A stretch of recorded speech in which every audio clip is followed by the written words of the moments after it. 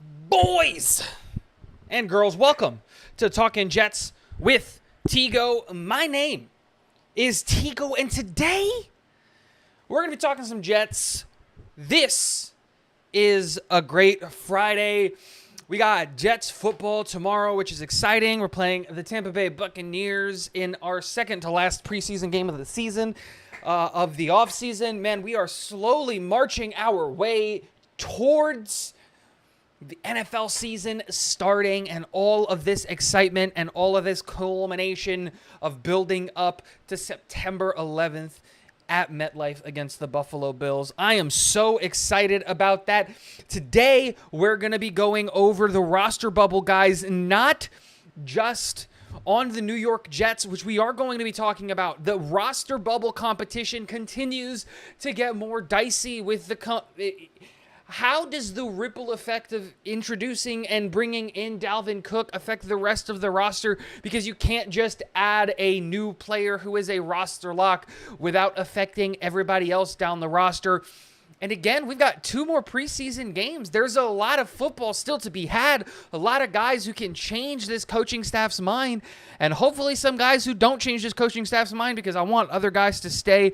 I also scoured some of the other teams in the NFL to try to find who might be some of the roster bubble guys that we can target when cut down day happens, as well as some trade targets that the New York Jets can look into during the season before the deadline. The New York Jets in no way, shape, or form are done adding players to this team. I think we've still got at least 1 or 2. I think we got 2 medium-sized moves that are going to happen still, or 1 super massive move that's going to happen still in this offseason. But before we get into talking about all of that, let's say hi to some people. And I'm going to start with DFF1234.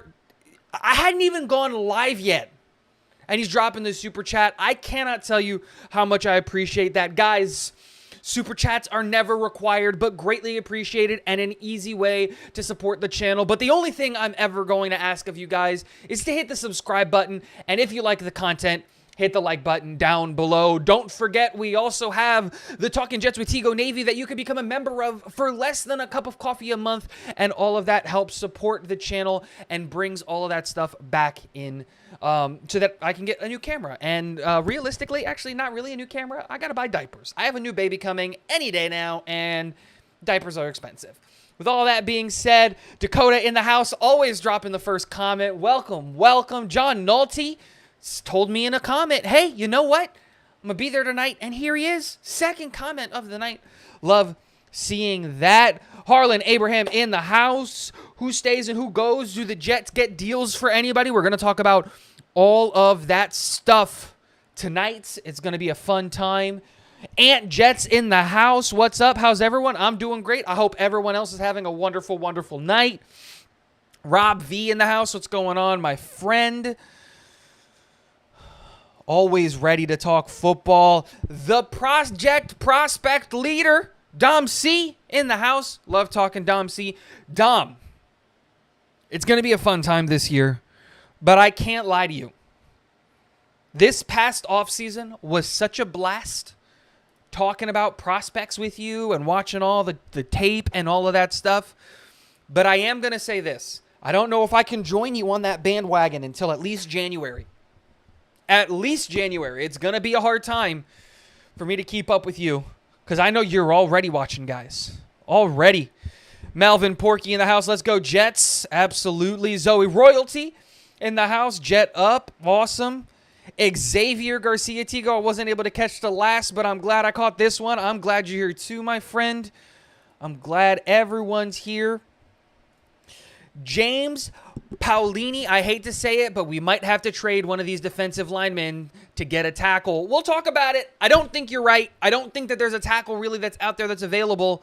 We still got a lot of football to be had, and there's still a lot of things that we can do. We'll talk about that once we get into the deep parts of the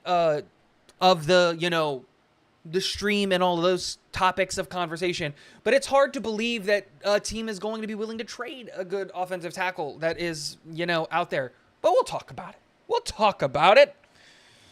My man, what's up, fellas? Nick Shine, big Nick Shine of the proud New York Jets fans in the house.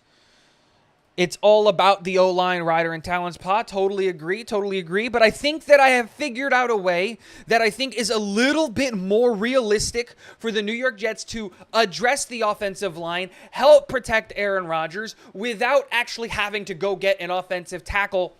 And we'll talk about it. We'll get into it. Very, very exciting. Shane McGarry, once Becton and Brown start playing, I think a lot of the issues will resolve themselves. I think so too, Shane. I think another big thing that's going to help this is once we decide who the right tackle is. Like, even if they say, you know what, right now we're picking Billy Turner, right? And that's not ideal. That's not the perfect situation. That's not, a situation that we 100% want to be in. But let's say that's the case. Not having our tackles flip-flopping sides every single practice is going to help them. Like, just being able to sit there and work on your craft and just say, you know what? I'm going to get better at just the right tackle. I'm going to work on this specific skill. You have to assume that a guy like Max Mitchell or even Billy Turner, who, were solid. They were okay players last year. Max Mitchell showed a ton of potential, was underweight. He wasn't perfect. He had his mistakes and was a liability on the right side, but he played enough to give you some hope that he was going to turn into something. But to see him this year not show a shred of improvement, I understand that he had the blood clots and the injuries, but you have to assume that this flip-flopping, switching from doing this to doing is not helping his development at all. I think that once we get a little bit closer and we can say, this is our starting five, this is who the right tackle is going to be, that a lot of those things might start to work their way away once they can legitimately work 100% on their position. But that's that. As long as Dwayne Brown and Becton are healthy, we'll be fine. Rob V, I totally agree. I think that in the reality is that Becton is a little bit farther along in his recovery and in his motivation and everything else than the New York Jets expected from him. Remember that last year he came to camp overweight. He came to camp overweight. He came to camp out of shape, and he rushed a bad surgery. All of these things, and Mike LaFleur did a horrible job with saying that, motivating players. He did the exact opposite. He is a big reason I totally believe that, Zach Wilson's mental kind of fell apart is because of Mike LaFleur. I used to blame Denzel Mims on Mike LaFleur, but I don't know about how much of that can be true after the stories that came out of Detroit, but you could see just how much different having a guy like Coach Hackett in the building is, who is a teacher, who is a motivator, who inspires players to run through brick walls for him versus having a nerd. That's what Mike LaFleur was, right? I'm never going to sit here and be like, yo, Mike LaFleur is one of the most intelligent minds when it comes to play design. We knew that. We know that he can draw up a play better than anybody else. The problem is that he's not a teacher. He can't sit there and teach the players how to learn the playbook. He can't sit there and teach the scheme and the ideas and what's going to happen with all of those things. One of the things that the New York Jets actually did, and I think that this is because of Mike LaFleur. I think this truthfully. I'm going to find his name because he is such an important part of the New York Jets team, and that's John Vieira. The New York Jets hired John Vieira to be their instructional designer. Now, for those of you who don't know what an instructional designer is, it is a person who builds out the lesson plans that Aaron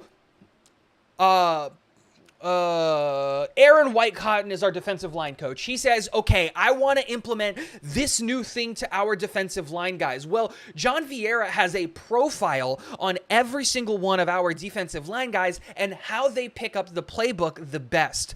I think that John Vieira's hiring is 100% a byproduct of Mike LaFleur's inability to teach players anything. So they had to bring in John Vieira to build out these lesson plans, to build out these modules for the players so that they can better learn the playbook, to try to get them up to speed. We saw that from a guy as intelligent as incredibly athletic and talented as Garrett Wilson, who said that he had a hard time with the playbook last year. The same thing with Jeremy Ruckert having a hard time with the playbook last year.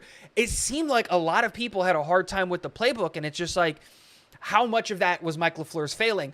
Again, now we have the benefits of having a guy like John Vieira who has a profile on all the guys on the Jets team and is building out these lesson plans so that they can better learn the playbook, but also we have teachers in the building finally in the right places. Keith Carter is a really, really, really good teacher in the offensive line room, and he's a great motivator in the offensive line room. So it's just one of those things where I'm saying, like, let's hold off on some things.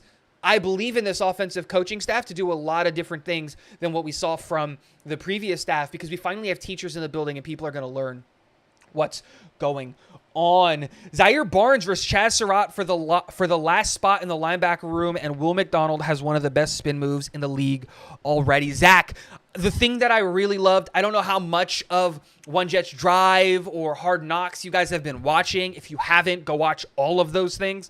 But the thing that I loved was, like, dude, Jermaine Johnson, Will McDonald, Solomon Thomas talking with Brian Burns at the end of practice to be like, dude, how do you sell the spin move? And like, dude, I put the foot in here to get and it's just, you got to sell it because the guy's going to cheat on you if you don't. And I'm not a defensive lineman, I don't know all the words.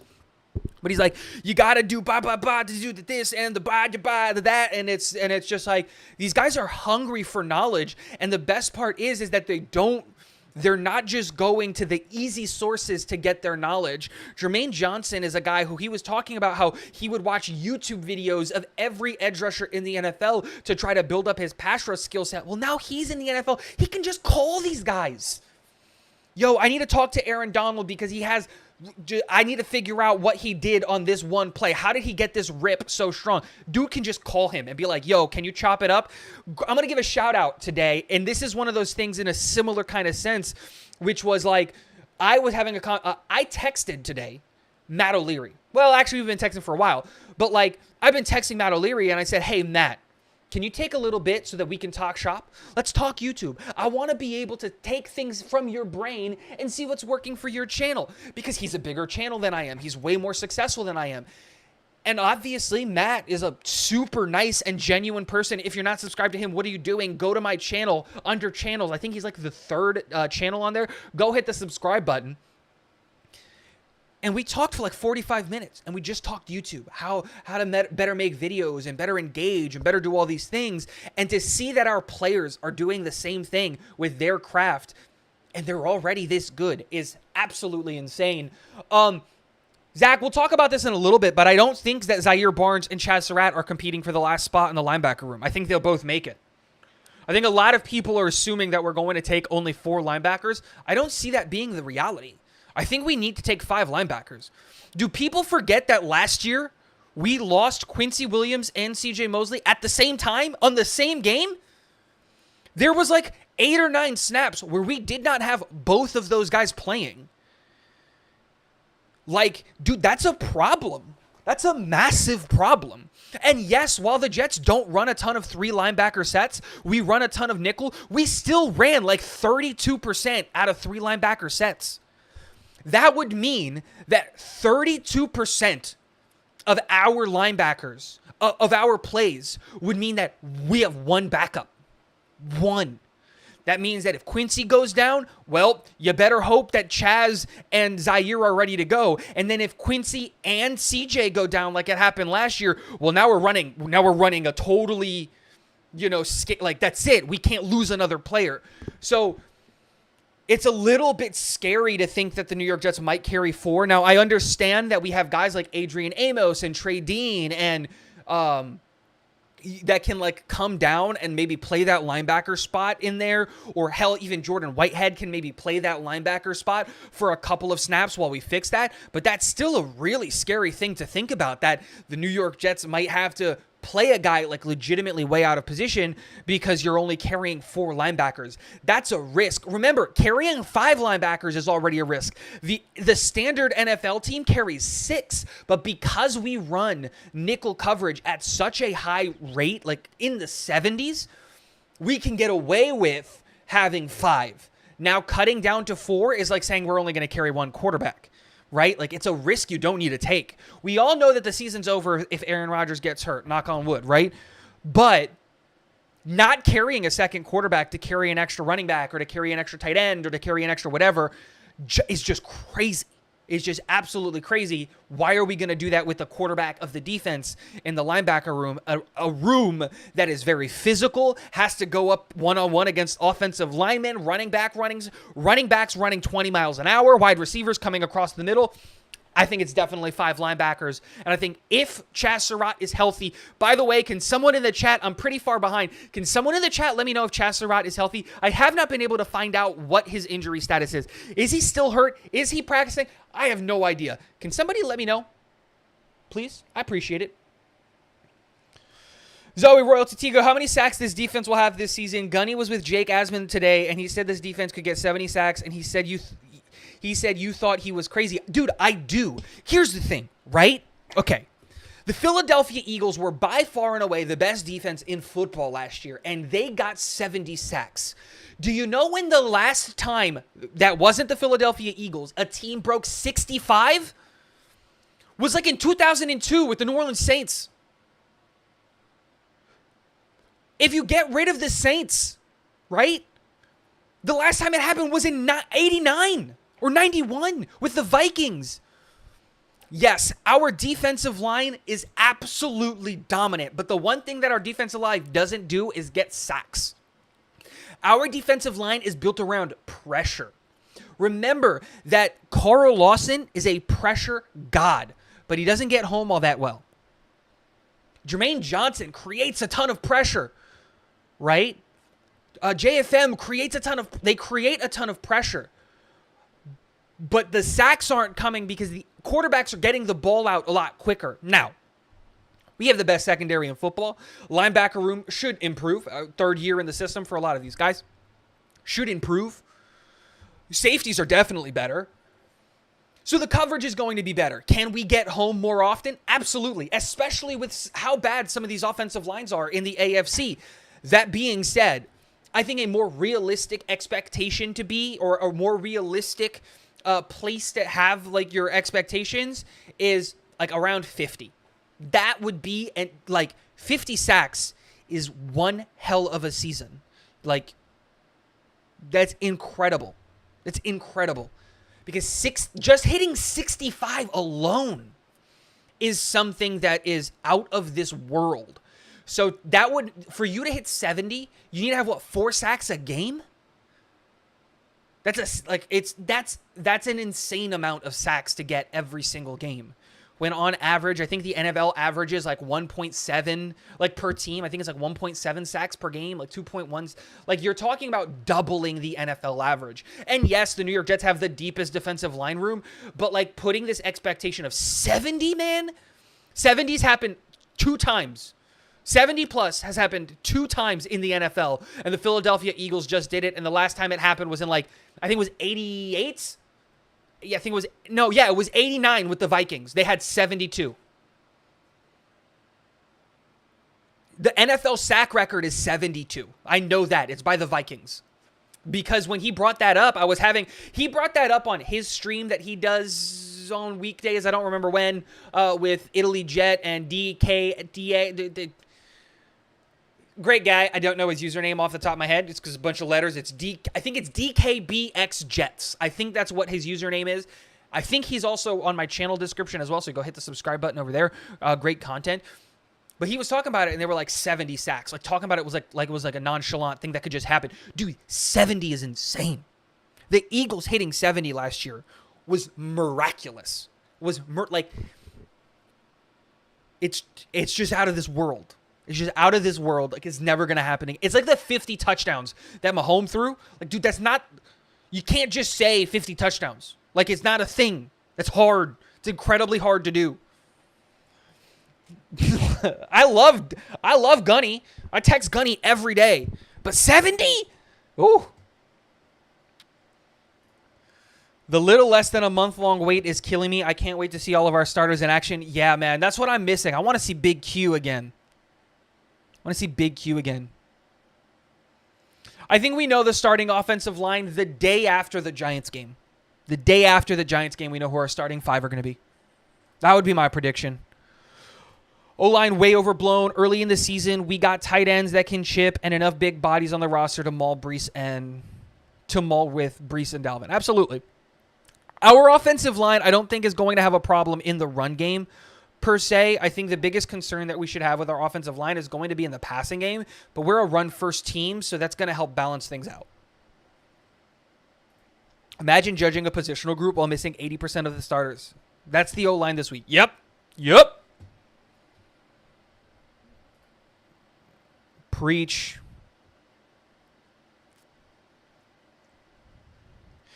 Zoe, you can tell JJ is hungry for knowledge and wants to get better. Dude, absolutely. I love it.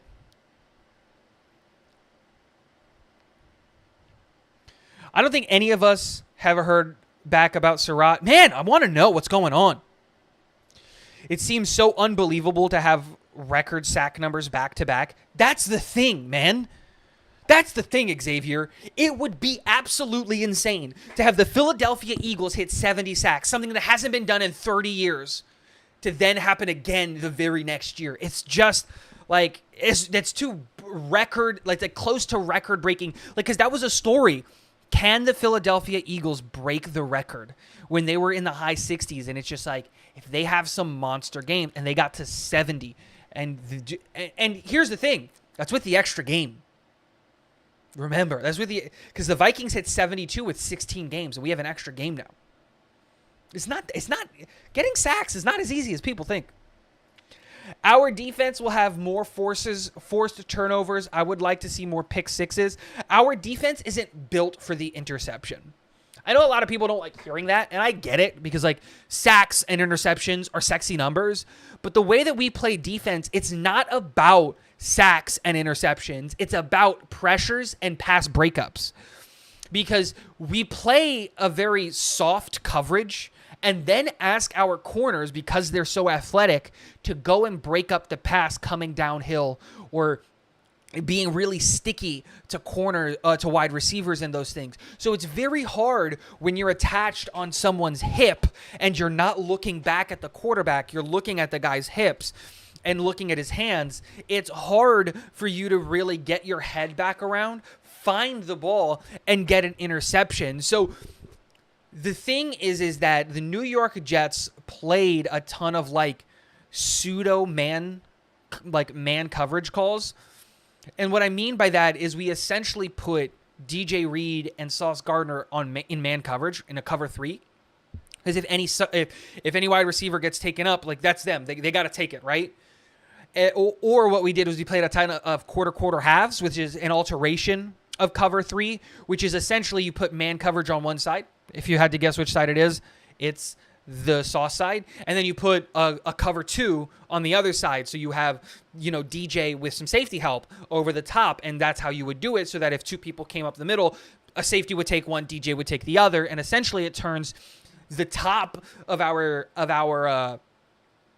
coverage into man coverage, and the bottom of our coverage into zone coverage. I actually really like that type of defensive play calling. Well, it's really hard in those situations for you to like turn your head around, find the ball, and get the interception. The best opportunities is always going to be when you're in true zone coverage and you can come down and make the play. That's why a guy like Tariq Woolen had a ton of interceptions, because they played almost exclusively zone coverage in Seattle, and he was playing over top of receivers, and he has the explosiveness and the speed to close out that space and to get the ball. But it's also why he gave up a ton of yardage, because he bites on double moves because he's looking for the interception. And this is where you need to separate the sexy number from the productive, what's actually helping your football team. And this is where we're going to see, we're probably going to see more interceptions purely because like the team is better and the defense is better and it's more motivated, but pressures and pass breakups should be the stats that if you're a New York Jets fan and you want to see how productive this defense is being, those are the two stats that you should look up, because those are the stats that that are the mold of how our defense is designed, creating insane amounts of pressure so that when they throw, our corners can break up the pass because it's not thrown accurately because of the pressure. It's this whole thing, not just the way that the Steelers play, which is either TJ Watt needs to get the sack or Minkah Fitzpatrick needs to get the interception or nothing happens on defense. Like, that's it. So, but yeah, we should obviously want more turnovers. Like, if we fall on a couple of fumbles this year, because we know we're going to be creating a ton of fumbles with how strong our players are, like, hopefully we fall on a couple of them this year. Is Tittman going to be our starting center at the start or mid-season? I don't think he starts this year. That's my opinion. And I don't think he has to. Tittman was not drafted to be the center this year. Like, that's the thing that people need to get into their head. If you're going with Aaron Rodgers, go with the guy that's a veteran who has seen a ton of football, and just focus on Tittman's development. I love Joe Tittman. I wanted the New York Jets to take Joe Tittman. I drafted Joe Tittman a couple of times in mock drafts. If you guys don't believe me, all of those videos are still up. You can go back and you can watch them. What the reality is we are in no rush to start a guy like Joe Tittman. We have a starter. We can sit here, hold on to him, and develop him for a year. And you know what? Next year he can start and he can be our center for the next 10 to 15 years. The thing that people need to understand is that the New York Jets are no longer in a position where we need our draft picks desperately to start, because we're so desperate for any type of action from our rookies. We're not like that. We don't have that problem. Will McDonald is... I was confused about the pick when it happened, but I love that pick. He's not a starter. And that's great news. Look how dominant Will McDonald has been in the preseason and how electric he is.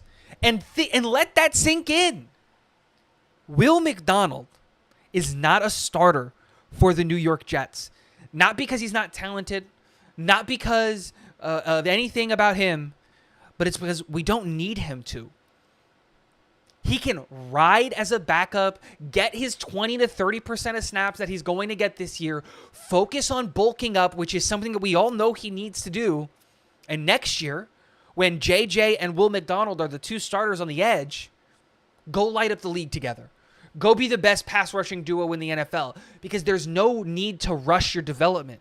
The New York Jets have the ability now to take their time with these players to get them up to speed and beyond without ever risking their confidence or anything like that.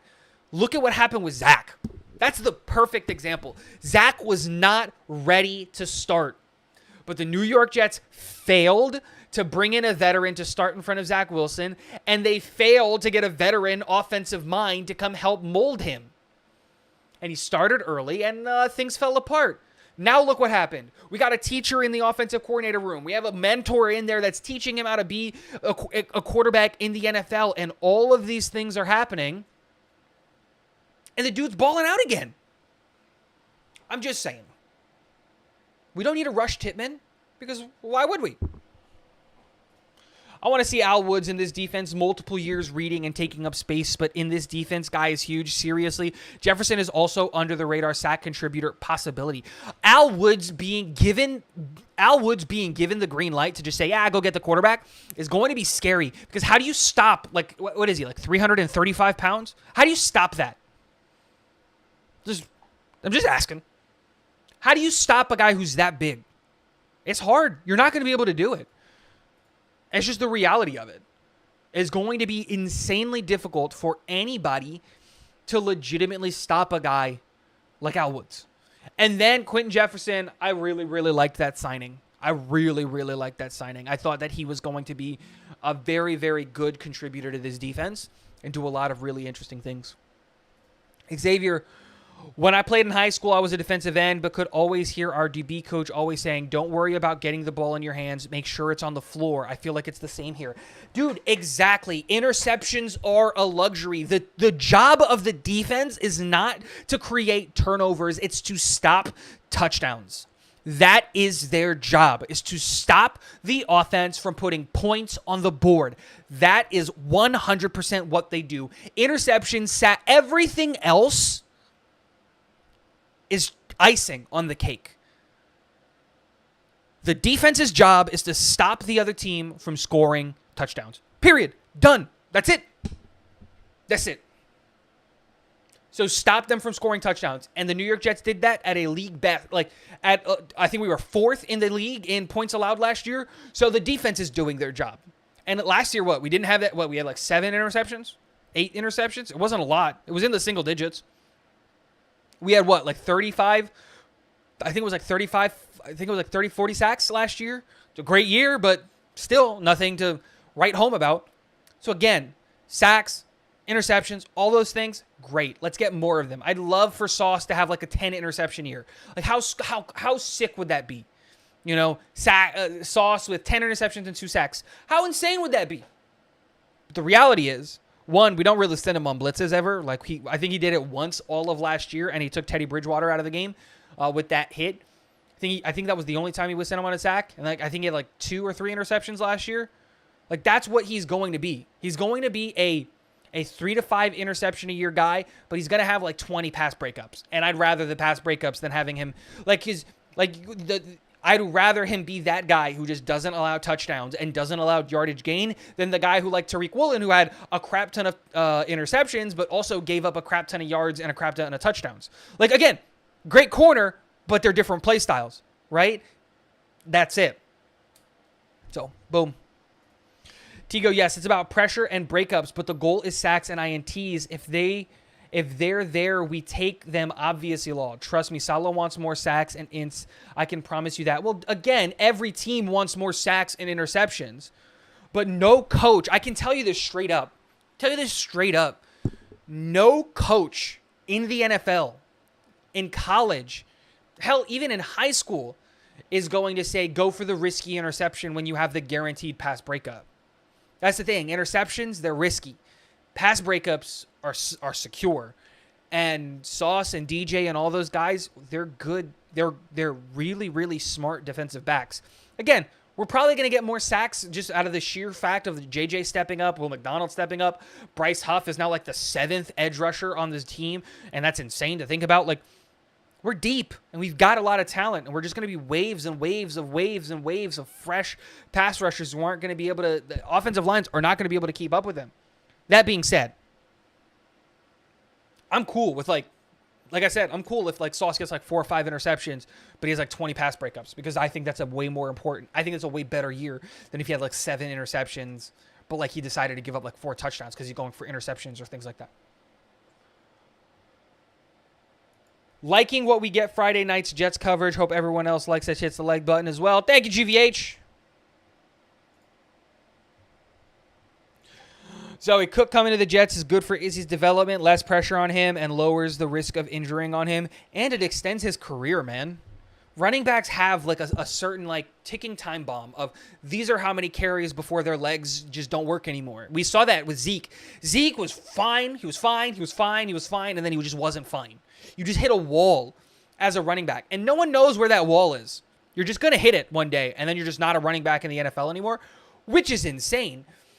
But a guy with Izzy, who his main asset is speed, that's his main skill set and asset, speed. Not having him carry the ball a ton because now he's going to be running back 4 behind, give me a sec. Cramp. Because he's behind guys like Dalvin Cook and Breece Hall, and it should be Breece Hall, Dalvin Cook, and then Michael Carter. Guy's not going to get a ton of work, and he's going to stay fresh. I ain't mad at that. I ain't mad at that at all. I just pray we don't look back in 3 years and regret taking Tittman over JMS. But I loved Tittman too, so I'm more than fine with JD's pick. Tittman was the better center. by a lot of people's regards. The reason that JMS is starting is because the New York Giants don't have an option. They don't have another center option. They literally did not have an option at center. It's JMS, or like you're putting the long snapper there. Like, they didn't have another option. And yeah, while we all fell in love with JMS, when you look in terms of scheme fit, JMS is probably the better just like straight up just center, right? Like the guy who's just going to like snap the ball, just play center, block there, and that's all he's going to do. Where Joe Tittman, dude, have you seen Joe Tittman in space? Have you seen Joe Tittman when he snaps the ball and we tell him to pull to the right or to the left? Dude, I'm telling you right now, I cannot wait. I hope it happens this year. I hope Joe Tittman wins the job out straight up or anything like that. But whatever. If he doesn't, I'll wait till next year. Can you imagine? I want everyone to close your eyes. The New York Jets are playing the Buffalo Bills. And Aaron Rodgers is under center. And he goes, right? The ball gets snapped. And Elijah Vera Tucker and Joe Tittman rush out to the left side. And they're running up the field. And Breece Hall gets the handoff from Aaron Rodgers. And now he's running behind a wall of insert whoever our left tackle is in 2024. Let's say it's next year. Elijah Vera Tucker and Joe Tittman. That's the wall. And Matt Milano decides to step up to that. And he gets broken in half like he broke Mike White. Can you imagine that? Joe Tittman and Elijah Vera Tucker running in front of Breece Hall. Now everyone open your eyes. How many yards did that play go for? Because in my brain it went for like 85 yards. Those guys are insanely athletic. Those guys are insanely good. And the reason we went Joe Tittman over JMS is because Joe Tittman out in space is really, really good. And we wanted to partner that up with Elijah Vera Tucker, who's magical in space. You seen, dude, Elijah Vera Tucker, I swear to you, can keep up with Breece Hall in open space. I'm not even kidding. I think that truthfully. Watch back, because I was doing this the other night and cried a little bit. Watch back the Breece Hall highlights last year. Dude, there was a touchdown that Breece Hall had where AVT was running with him step for step up the field. Was the first person to get there to celebrate with him. AVT's just magical in space. There's no other words to say it. Dude, magic. Now we've added another guy who's but is like, they just like really good in space as well to play center next to, come on, man. Come on.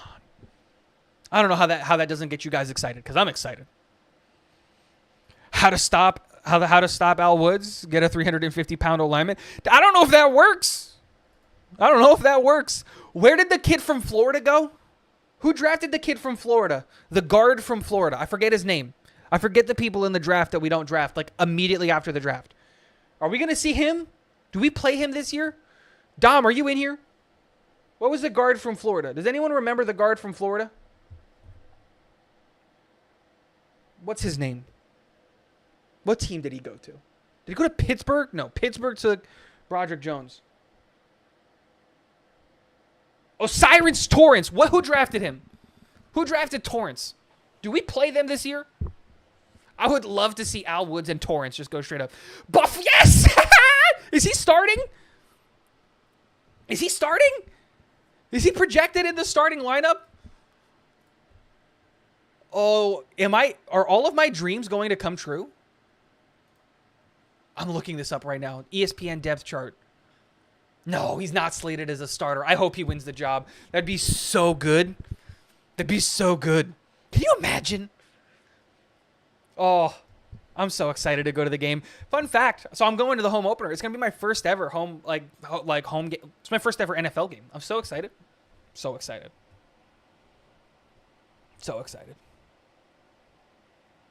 Tittman's also like 3 years younger, so we'll have him longer. Yeah, sure, that too. Again, I'm super cool with the Tittman pick. When I opened my eyes, there were a lot of flattened Pats cornerback. See? I'm just saying, dude. Can you imagine running behind those two guys? And they're fast. They're athletic. The Broncos, thank you. Dude, AVT's right next to him. Running with Breece Hall. Imagine it's going to be AVT and Tittman. They just murdered a linebacker and a safety, respectively. And now they're in the end zone first.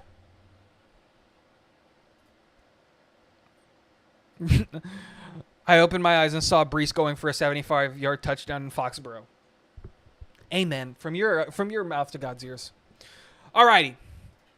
I prepared some stuff. We're talking about roster bubble guys, right? So, the first thing I wanted to talk about is, like, we know who the roster bubble guys are for the New York Jets, right? Your Bam Knights, your Michael Carters, right? And if you want to know more about that, I dropped a video, I think today, talking about that. So go watch that video. The wide receiver room, Malik Taylor, Xavier Gibson, Jason Brownlee. Probably no one's going to see what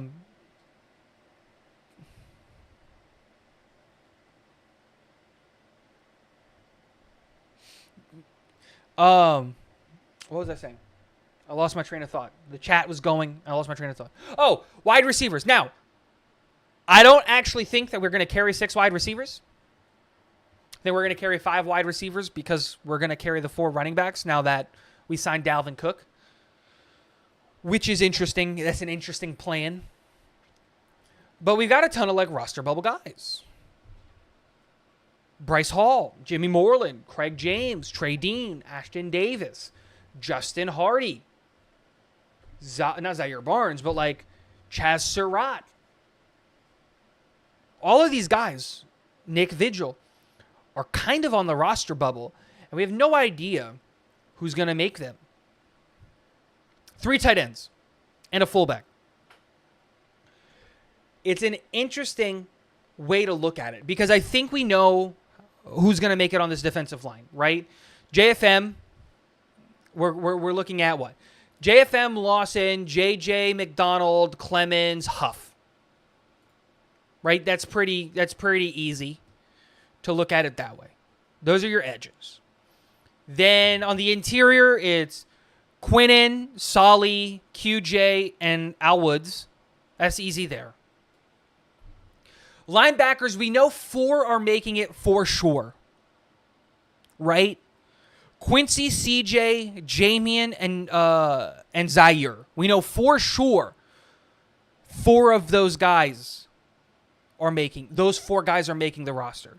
But that 5th spot is interesting because now you've got Chaz Surratt, who Salah loves and should make this roster.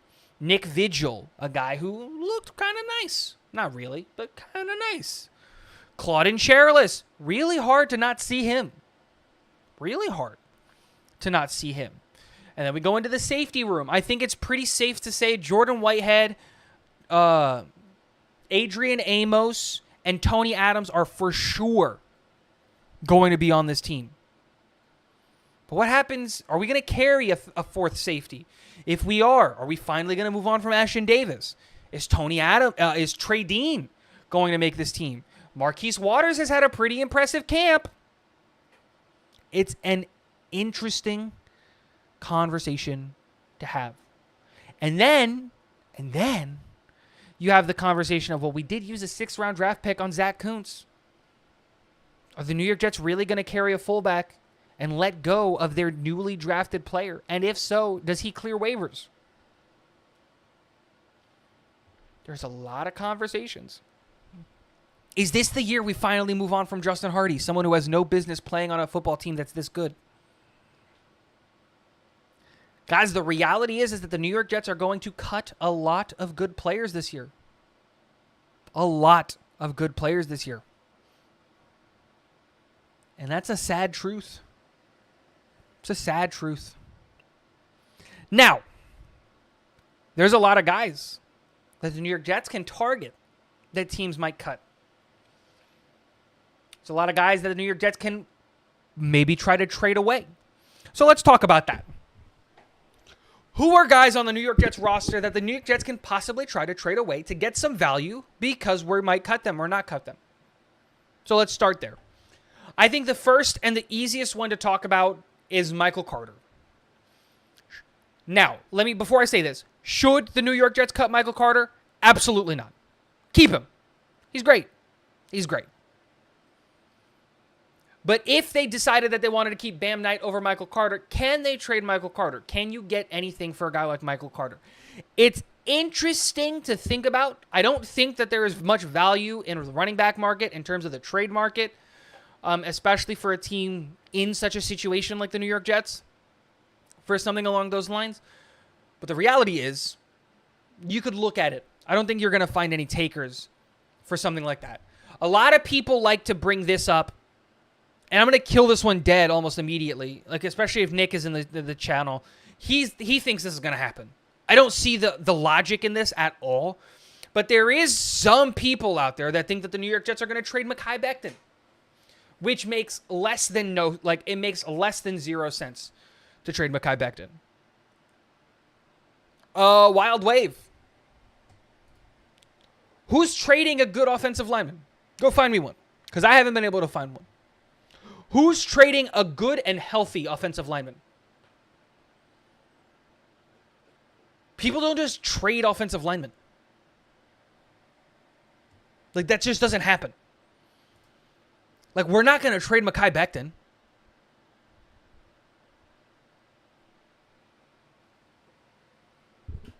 Because, like, last year, what was our biggest area what was our biggest position of need? What was the biggest area that we had, injury at? It was the offensive line. So why would we trade away an offensive lineman? Wild Wave. Where? We needed tackles last year, and we had to go get Dwayne Brown. We had to pull him out of retirement. He was like, you know what I mean? People don't just trade offensive tackles. How often last year did people say that Andre Dillard was going to get traded? Dude, they talked about it all year. Andre Dillard. He's a starting left tackle. People don't just trade tackles.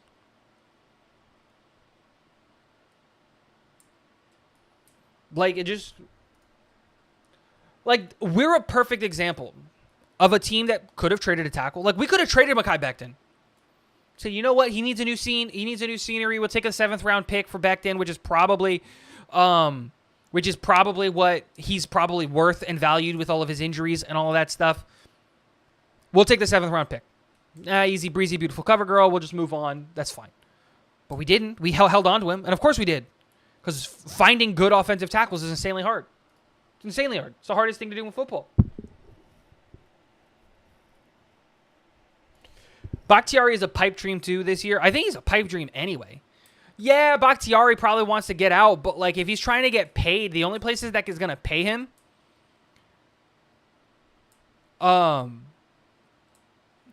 okay, Dom. I'll address Dom's comment. But Dom, on a Super Bowl team, or even on a team that's that important, that had the best offensive line in football. Okay, they trade Andre Dillard. They get the 3rd round pick. What happens if one of their left tackles went down? What happens if their left tackle went down? Depth on the offensive line is king. You can never have enough good players.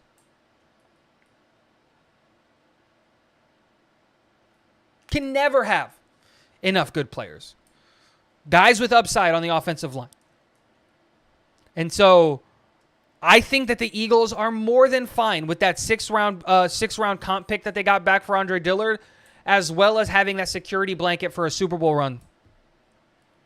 And I would be too. I would rather, let's say we keep Mekhi Becton on the bench or starting right tackle and let him walk or anything like that throughout the year, and saying, okay, he's going to walk and we get a 6th or a 5th round comp pick for Becton, but knowing that we did everything in our power,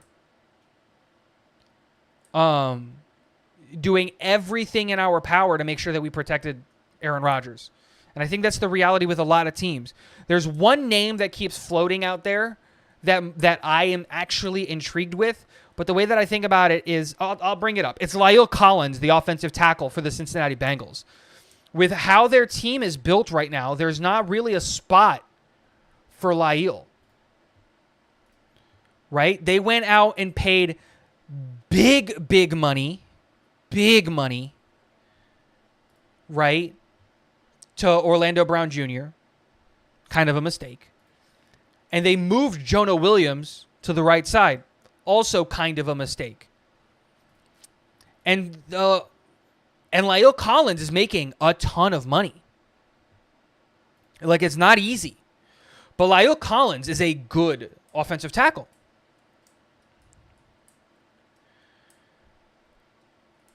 But it's hard to think that that's a real spot to be in. That like a team that has been struggling so hard with offensive tackle health and protecting Joe Burrow that they're just going to trade or even let somebody walk. Yeah, they'll just find another Georgia player. The Philadelphia Bulldogs. I'm sorry. I'm talking the Georgia Eagles. I'm sorry. The Philadelphia Eagles. They love their Georgia players. Yeah, to play right tackle though, where he should play. And he didn't want it. He took less money to go to the Cincinnati Bengals than to come to the Jets to play right tackle. Dude, respect on him. If he wants to be a left tackle in the NFL, go be a left tackle in the NFL. It doesn't do the best for your skill set and what he does. But yeah.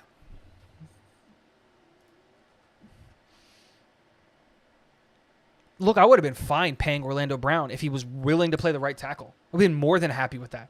Our offensive line, totally fixed if we bring in Orlando Brown. Totally fixed to play the right side. Dwayne Brown on one side, Orlando Brown on the other side. Dude, double Browns on the tackles, and you're fine. But that's not the reality. Now, the another thing that does really good in our situation is that if Mekhi Becton is healthy, I think his skill set is highlighted by being at right tackle. I think his skill set, like running the ball to the right side, is going to be such a good thing for the Jets. I think it'll be magical. Magical.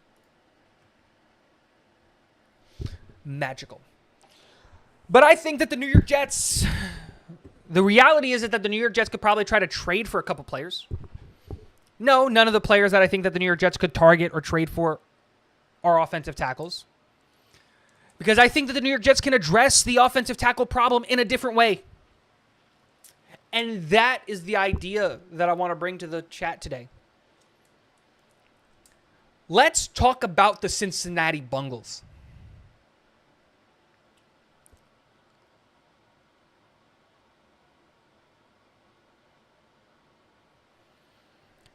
This year is a contract year.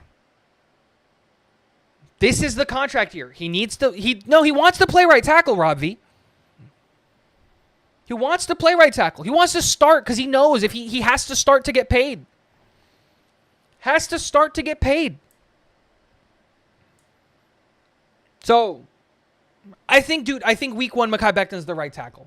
That's bold. But I think that happens. Our run blocking is going to be good. It's pass protection off of the edges. Okay, James. I'm glad that you brought this up. Let's talk about that. I'm clearing the chat. Let me cook for a little bit. Okay? I'm going to ignore the chat for a little bit. I'm going to start cooking here real quick. Let's talk about the Cincinnati Bengals. Right? Joe Burrow last year threw for 4,475 yards in the 2022 regular season.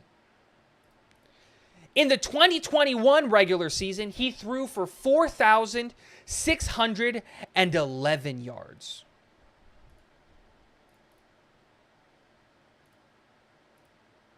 Absolutely insane. Now, did they have a good offensive line? Nope. Could they protect off of the edge? Nope. Could they get anything going on the offensive line? Nope. But what could they do? What did they do? Well, they just had Joe Mixon rush for a cool 815 yards last year. Just a cool 815 yards. And have Jamar Chase catch for 1,000 yards. And T. Higgins catch for 1,000 yards. And Tyler Boyd catch for 800 yards. How did they protect their quarterback last year? Or the last 2 years. They said, well, if our wide receivers can just get open faster than the defensive linemen can get to Joe Burrow, we'll win games. A ton of games. So let's just do that. Just go get a wide receiver. It is so much easier to go and get a wide receiver than it is to go and get an offensive tackle. It's so much easier. Nick Shine of Proud New York Jets fans said it perfectly, and he kind of convinced me. Kind of convinced me a little bit. Let's say that the Las Vegas Raiders are 1-5 by week 6. You don't think Devontae Adams wants out? You don't think Devontae Adams is going to be like, okay, I'm out. Send me to New York. And Devontae Adams isn't even on my list. I didn't even go that big. I didn't go that hard.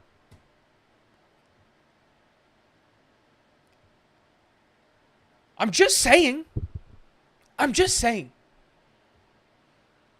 So let's talk about some guys that maybe week 4, week 5, maybe they become available. Now, one of these guys I've already mentioned in the past as a guy that the New York Jets can, go after. And that's Terry McLaurin of the Washington Commanders. New ownership. They're going to fire the general manager. They're going to fire the head coach. They're going to fire everybody. Eric Bieniemy is finally going to get his opportunity to be a head coach in the NFL, but it's going to be as an interim head coach. It's going to be as an interim head coach and all of this stuff. But Terry McLaurin, Rob V took it out of my mouth. I was literally going to say this. Terry McLaurin is one of the most slept on wide receivers in the NFL. Period. Dude does nothing but catch for 1,000 yards. He has 3 back-to-back 1,000-yard seasons, and in his rookie year, he missed 1,000 yards by 80 yards. He went for 920 receiving yards in his rookie year. Don't forget, this is the last year of his deal. He's 27 years old. Dude, I'll send a 3rd-round pick for Scary Terry. Dude, Rob V, stop. I have to make some points. Let me cook. And he's had horrible QBs beating me to the punch. He's absolutely right. Terry McLaurin might be a guy that the New York Jets could trade for. I would do it. And Harlan, to address this comment, of course not. The Jets don't need Devontae Adams, but they should want him. There's a difference from a need and a want, right? Yeah, we don't need Devontae Adams, but we absolutely should want him. This is absolutely incorrect. Sorry, Harlan. Devontae Adams makes the New York Jets insanely better. Insanely better. Because the wide receiver depth outside of Garrett Wilson is not good enough, in my opinion. It's not good enough. I don't know about that. I don't think you're going to need more than a 3rd-round pick. Dude, Brandon Cooks went for a 6th. Brandon Cooks went for a 6th-round pick?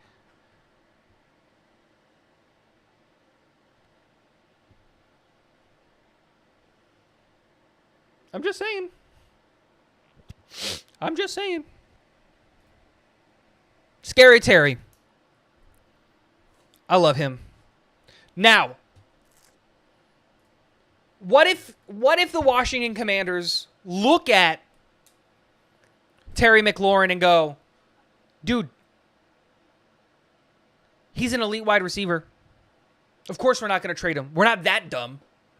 I get it. I wouldn't trade Terry McLaurin at all. I would keep him. I would pay the man. But let's say they look at the rest of their wide receiver room and they go, you know what? We could move on from some different guys. Right? Like, we don't necessarily need to keep all of these guys around.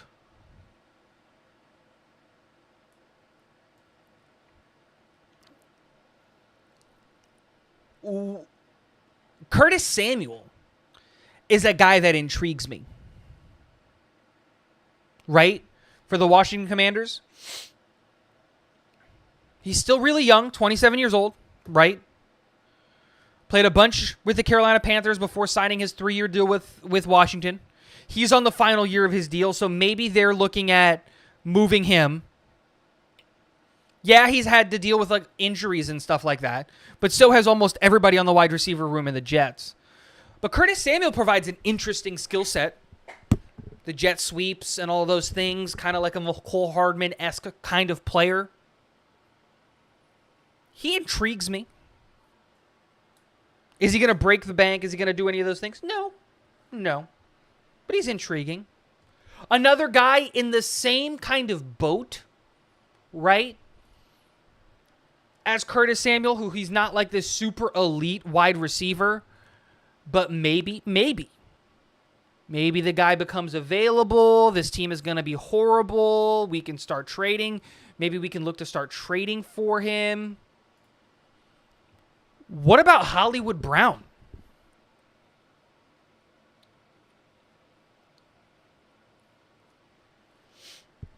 What would Hollywood Brown look like with a real quarterback? We have really, really tall wide receivers on this team. We don't really have that short, shifty guy. Marquise Brown, short, shifty, faster than hell type of wide receiver. Dude, he went for 1,000 yards with Lamar Jackson, who we know struggles as a passer. Arizona's not good, and they're not going to be good for a while. And they are in accumulate draft picks mode. You're telling me Marquise Brown with a good quarterback doesn't look different? Look, Aunt Jet, you're absolutely right here.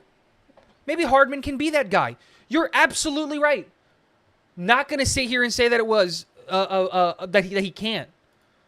But we can have another one of those guys.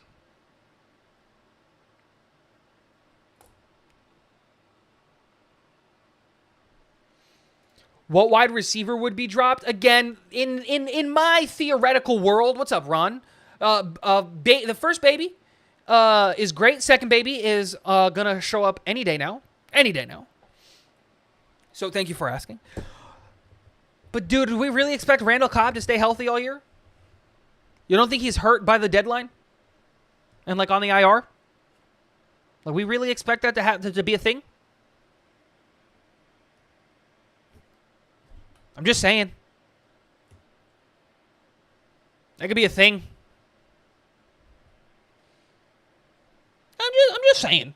We really expect Randall Cobb to play 17 games? I don't know.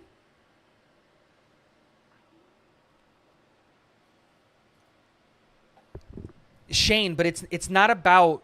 You're absolutely right. The same question goes. We really going to trust that Corey Davis is going to be available for 17 games? 17 games. Again, I'm not saying that these are game-breaking, opening up. There is going to be one game-breaking. We'll get to that in a little bit. Like, oh yeah, go get this guy. Like, go get this guy. That being said, we could talk about it. Hollywood Brown. Now, this name is going to catch a lot of you guys off guards. But if McCole Hardman gets hurt,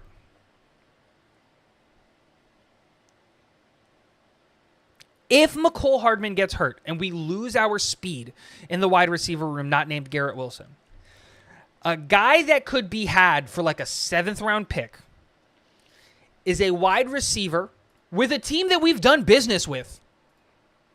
So they'd be open to trading. And they're not going to be good. They're not going to be good. And that is, could we take a flyer on a guy like Anthony Schwartz?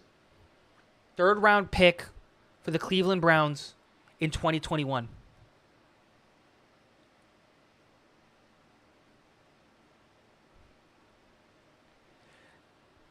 To quell this, Nalty, you're absolutely fine. You're absolutely right. Not rushing Brees, whatever. Israel, Carter, and Bam would have been fine.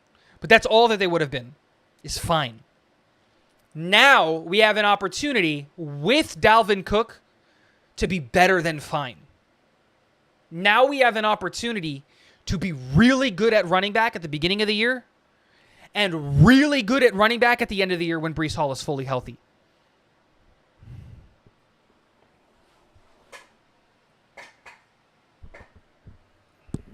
And that's the thing. The first part of our schedule, the first 6 weeks, is the hardest part of our schedule. But in the wise words of Buffalo Jet fan, football teams going for a Super Bowl don't stop at what they need. They make sure that they go for elite players when they can get elite players. OBJ, we were in the right for going after OBJ. Because if he joins this team, he helps make this team better. Because OBJ is arguably better than Corey Davis and Alan Lazard and all of those guys. The reality is that Dalvin Cook right now is better than all of Israel Abanikanda, Michael Carter, and Bam Knight. He just is. If you can make a team better, make it better. And guys, you're absolutely right here. I just don't think that they're going to move Jones. I don't think they're going to move Peoples-Jones. Do you think that they move Peoples-Jones? He's wide receiver 3 over there. Oh, they did draft Cedric Tillman and David Bell, though, right?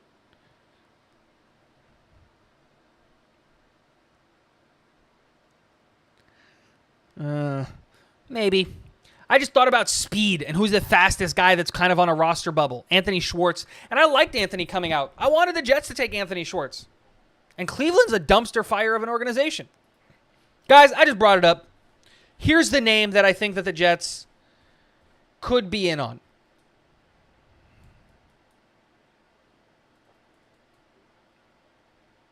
Is he really, though? Is Elijah Moore still considered hurt? Is that what's happening? Because I think Elijah Moore is better than Donovan Peoples-Jones.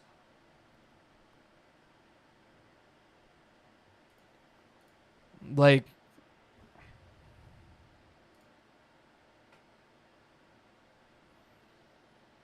am I crazy for that? I don't think I'm crazy for that.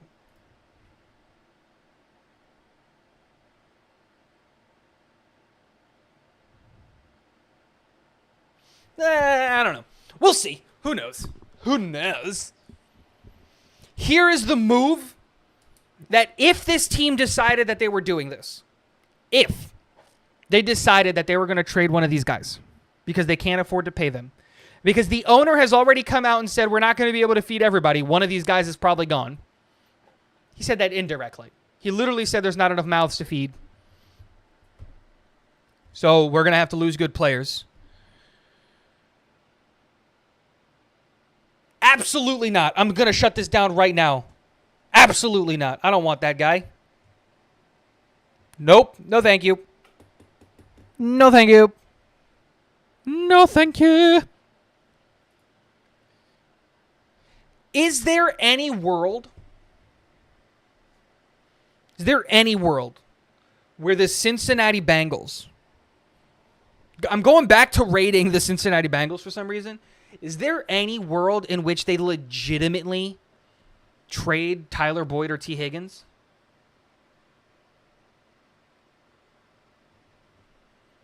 I'm asking. I'm putting that out there. I would take either one of them. I would take Higgins or Boyd. Is there any world in which the Cincinnati Bengals at the deadline say, we'll second round pick, Tyler Boyd for a second, straight up? Is there any world? Okay, Xavier. Yeah, they need a distraction from Chase, the other guy. Dude, those are three wide receiver ones.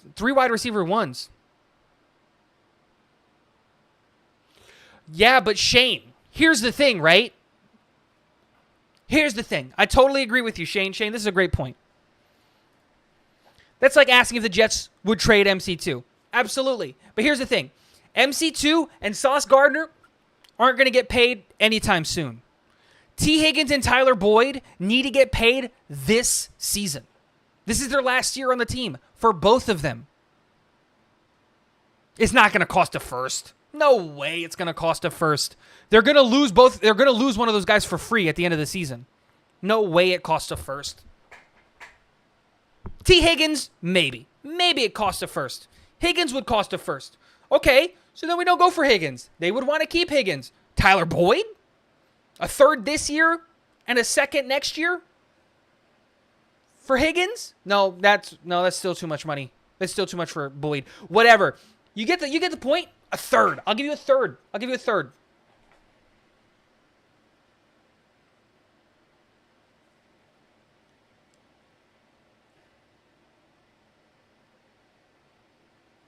Because, okay, Ron, it's a great question. I answered it a little bit earlier in the stream, but I'll answer it. Because wide receivers become available more than offensive linemen. We were talking about the Cincinnati Bengals, who have an offensive lineman who, in theory, should be available, La'el Collins, but he's not. Why? Because they have a hard time protecting Joe Burrow. Teams don't trade good offensive linemen. Dom brought up a great example of one that I brought up earlier as well. Andre Dillard sat on the bench, and he's a starting left tackle for the Philadelphia Eagles all of last year. And they got calls for Andre Dillard. I think the Jets called about Andre Dillard.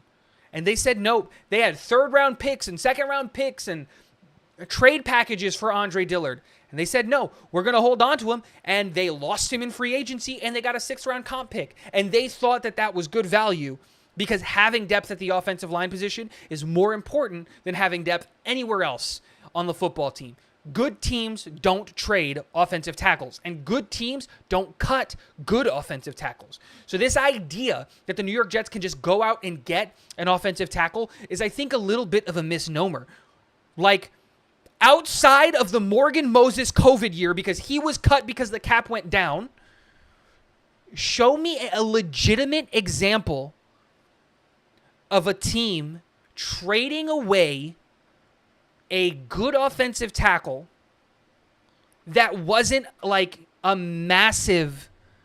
Risner's a guard, not a tackle, and he's not good.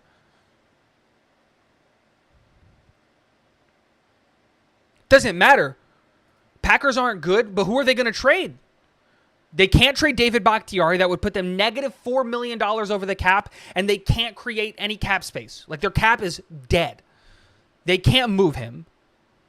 And they have a young quarterback that they're trying to evaluate, and the general manager said, we are not trading David Bakhtiari.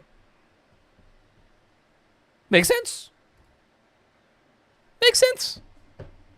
I'm just saying. It's very rare that you see a tackle get moved.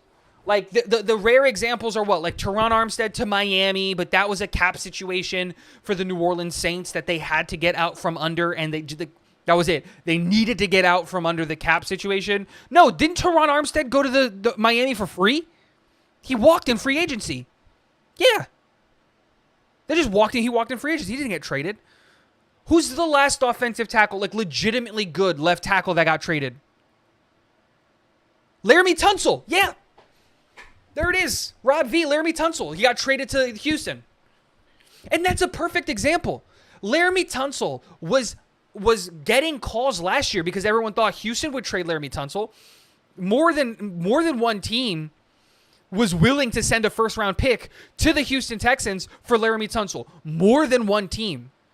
And they said, yeah, kick rocks. And then they made him one of the highest paid tackle in all of football. And by the way, he absolutely deserves it. He's the best player on the Houston Texans, like by far and away. But yeah, Tunsil. They could have moved him, but they didn't. And they're a horrible team. I'd be surprised if Houston wins more than 5 games this year. They're horrible. I'm just saying.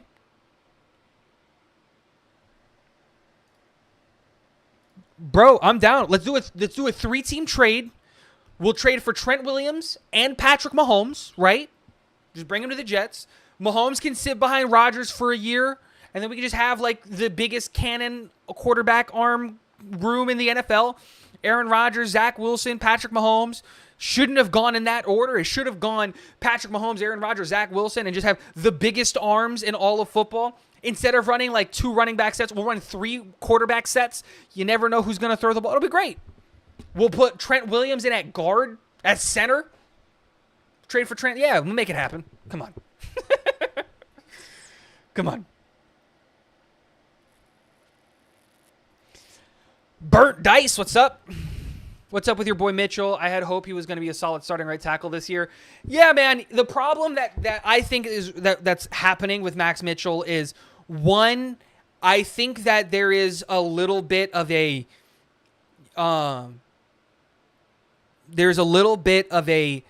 problem with Max Mitchell coming back. I don't think he was fully comfortable in terms of I think the blood clot procedures really affected him in a weird way, and he's trying to get to the new, what the new him is and getting used to that. But also, like the new knee, because he hurt his knee last year, but as well that he's also carrying 15 extra pounds of weight, right? And then I don't think that this is helping either Max Mitchell or Billy Turner, because neither one of these guys looked this bad last year, which is flip-flopping sides every single practice. I don't understand the logic of flip-flopping sides every single practice. Like, you don't try to learn 2 languages at the same time, because it's just not good for your brain. It's just not good for your brain. The right thing to do, learn 1 language. Use the stuff that you learned in that 1 language to learn the second language. It's like learning the Romantic languages. Like if you learn Portuguese, I know how to speak Portuguese. So if you learn Portuguese, great. Once you know how to speak Portuguese, go learn Spanish. Dude, they're very, very similar. But go try learning Portuguese and Spanish at the same time. Dude, you'll confuse the verbs, you'll confuse the terminology, the words, all over the place. So the reality is, I don't think that flip-flopping sides is helping his development, and I also think that there are some, I don't think he's fully like comfortable like with his body. I would like to see like them say, okay, Max, you're a right tackle. You're only going to play right tackle. This is not us saying that you're going to be the starting right tackle, but you're only going to take reps at right tackle, master your craft at right tackle. And if they could do that, I think that's better for the New York Jets. Like, I was talking about this in a video before. I don't know if I uploaded this video, but I made a comment which was like, I think it would be better for the New York Jets to just say Carter Warren, if he's healthy, or Grant Hermans, or whoever it is that is a left tackle for the Grant Hermans. You're going to take all of the offensive tackle ones on the left side reps. You're going to take all of those reps. We know that you're not going to start. We know that you're not even going to be on this team, so we don't necessarily care what's happening on the left side, because Dwayne Brown is going to play there.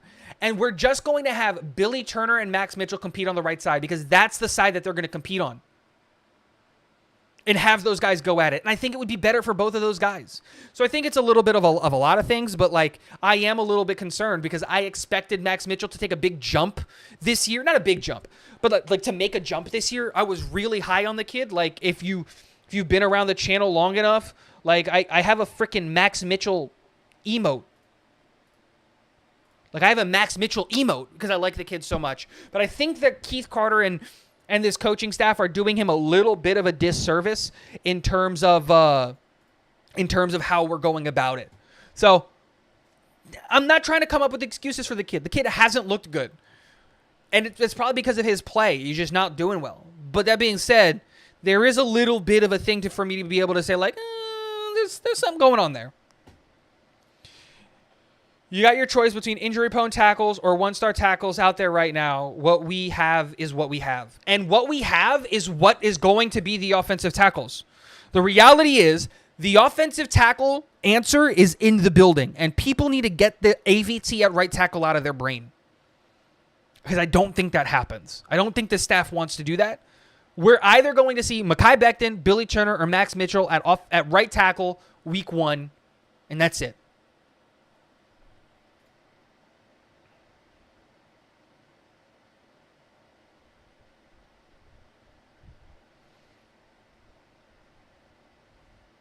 That makes sense. He should have just been focused on building muscle, which he needs, and training at right tackle. Maybe Saleh doesn't know what the fuck he's doing.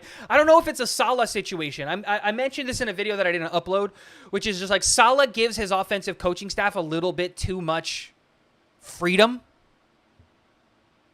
to do his things, you know?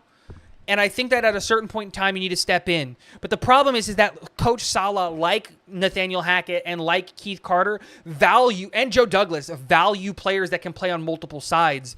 So I don't think they see them flip-flopping as a negative, but as a thing that's only going to help them get better. And I just don't see it that way.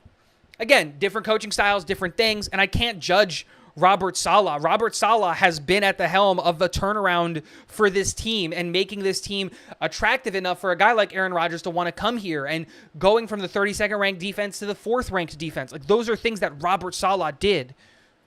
So I can't really say that he's bad.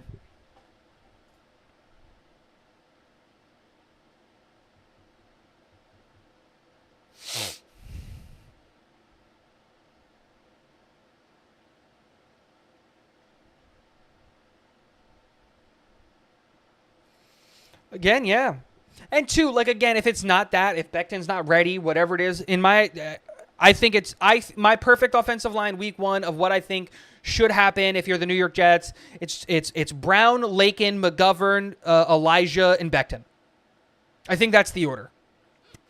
Do I want to put Tippmann in there? Absolutely, but I'm not going to rush him. Do I think that he can be a starter? Absolutely. But I'm going to put the veteran at center who can call out protections at a really, really high level, and I'm going to give the rookie an opportunity to really learn and develop. I'm not going to rush the kid. But yeah, I think that's it.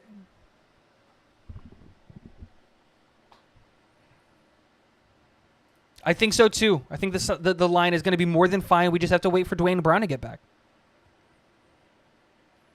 And Zoe, the other thing that people don't realize is that a good running game is going to help benefit the offensive line even more, because you have to respect the run. And that's why we signed Dalvin Cook. The Dalvin Cook signing is a way of protecting the offensive line.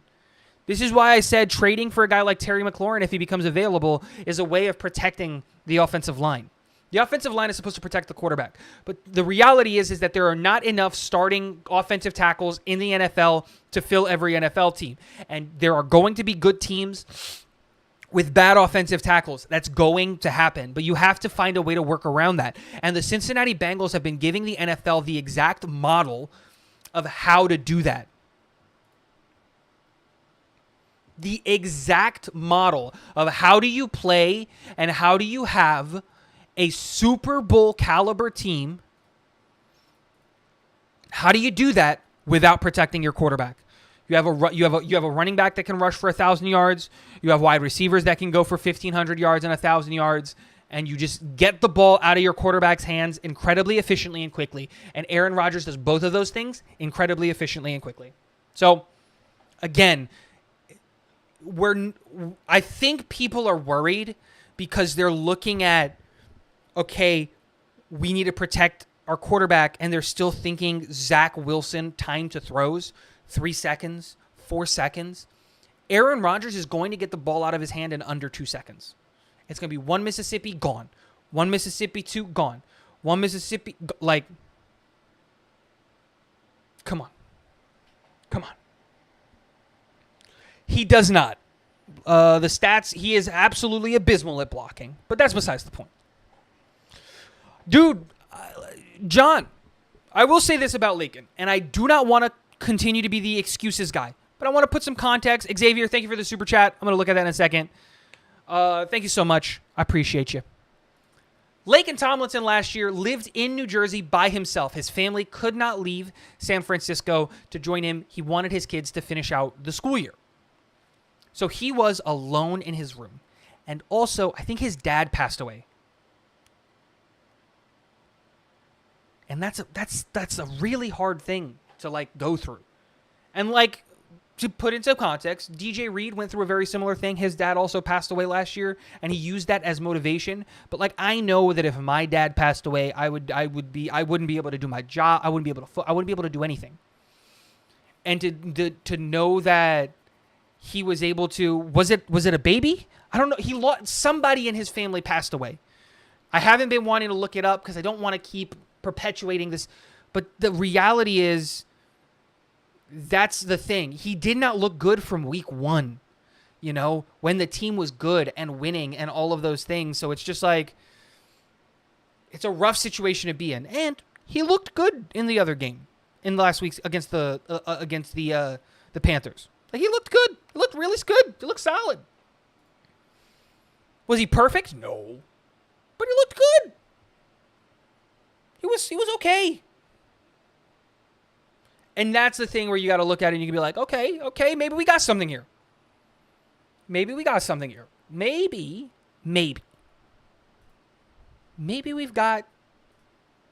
something that can do something well. Because, yeah, dude, I'm just saying, he didn't play for a whole ton of snaps, but he looked good and he's injured. So,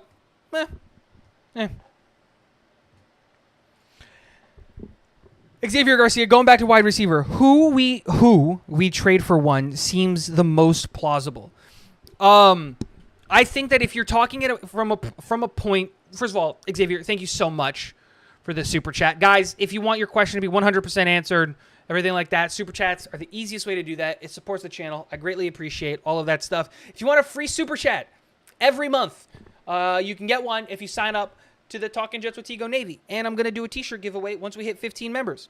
So do that. Costs you like less than a cup of coffee a month. So, and it helps the channel. That's it. If we're looking at like legitimate wide receiver options that could become available, the first thing that I'm going to put on a caveat here is I don't think any of the wide receivers become available until the trade deadline. Teams are going to see what they have, and then they're going to move on from a guy.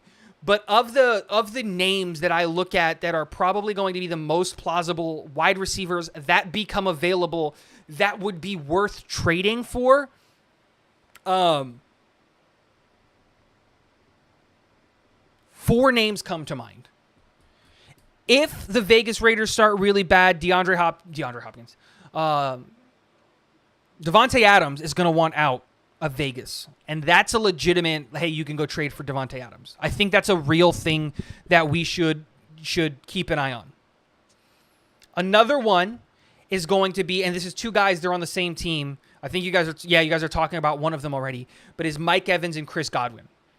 If the Tampa Bay Buccaneers decide, we're blowing this thing up, one of those 2 guys, maybe both, might become available, and I'll take either one of those guys. Mike Evans, Chris Godwin, both of those guys might become available, and those are legitimate options that we can go and look into and like doing all of that stuff. Like, this is those are 2 legitimate guys. Again, it's assuming that their team is bad. And then the next player is, we talked about him, is Terry McLaurin. I think that Terry McLaurin, there's a legitimate shot that, you know, he doesn't amount, like that the Washington Commanders don't amount to anything, and then he wants to get out. He's on the last year of his deal, and he wants to get traded at the deadline, and they want to go get a draft pick there.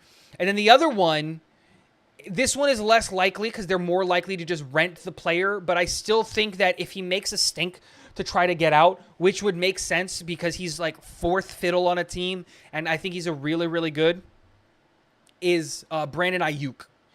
Brandon Ayuk, I think, is a sneaky name of a guy who could start some trouble because right now he's 4th fiddle on that team, and I think that he's insanely good. Like, because he's behind Deebo Samuel, who's getting paid, Kittle, who's getting paid, CMC, who's getting paid, Trent Williams, who's getting paid, Nick Bosa's about to get paid. There's a lot of guys on that team that are getting massively, massively paid. And it's really, really hard to say, like, you know what? He's going to want to stay there. Like, again, this is contingent on him wanting out to go get paid because this is the last year of his deal. But that's a reality that could happen. And I think that people are sleeping on that a little bit too much. Ayuk's on the last year of his deal, and I don't think that they would have the cap space to tag him, especially because I think Kirk Cousins is going to go to San Francisco at the next year, and Kirk Cousins is going to be like a $30 or $40 million quarterback.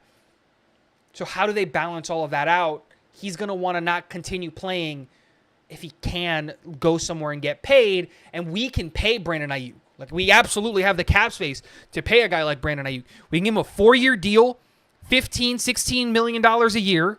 He's wide receiver 2 behind Garrett Wilson.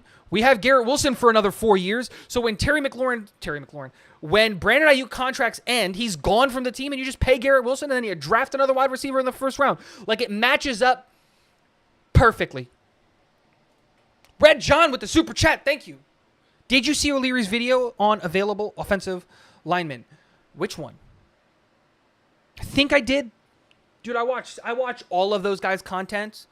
It just blends in. And then I'm texting O'Leary every day and Ryan every day, so I can't remember what we talk about in text and stuff.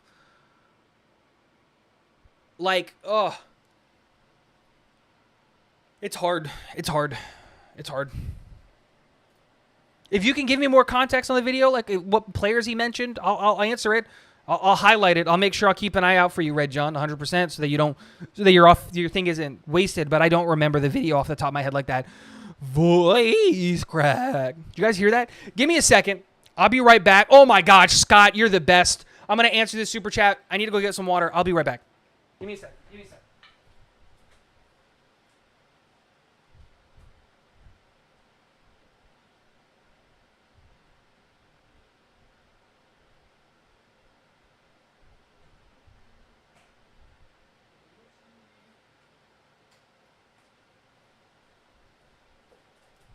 Oh.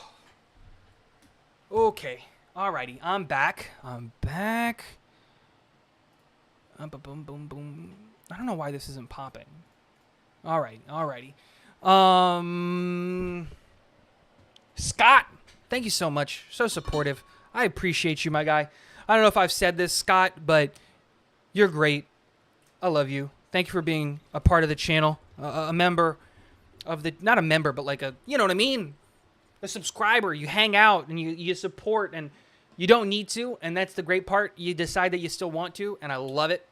So thank you so very much. And water bottle filled.